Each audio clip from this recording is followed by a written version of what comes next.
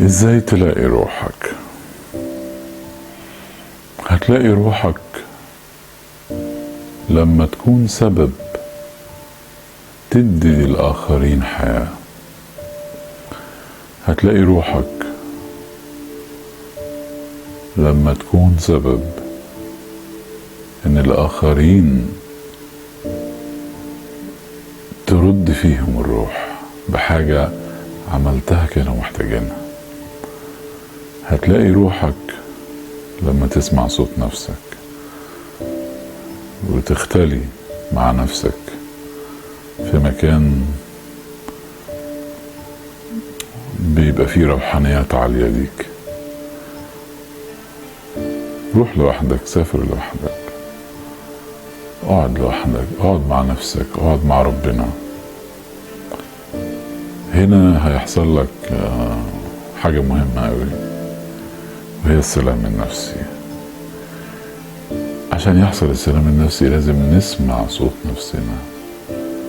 صوت نفسنا مش هنسمعه في المدينة للأسف، هنسمعه في حتت نائية فيها هدوء، فيها روحانيات عالية قوي. فأول ما نتلم على نفسينا الأول ونسمع صوت نفسنا هنتلم على روحنا وهنلاقي روحنا. فكل واحد يعملها في المكان اللي هو بيرتاح فيه وبيحبه وبيحس فيه بروحانيات عالية.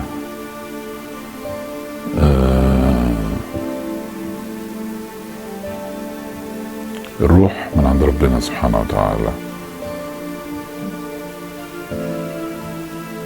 احنا اللي بنحس ان احنا طايرين بالروح، او ان احنا اللي بنحس ان احنا مقيدين او مقيدين روحنا. دي حاجة ليها علاقة بعقلنا الباطن وباللي بنقوله لنفسنا، اللي هو بالتبعية بيأثر على عقلنا الباطن. فمهم جدا ان احنا نتعامل مع نفسنا بشكل ايجابي عشان ندي الفرصة لروحنا ان هي تطير ونعرف نلاقي روحنا.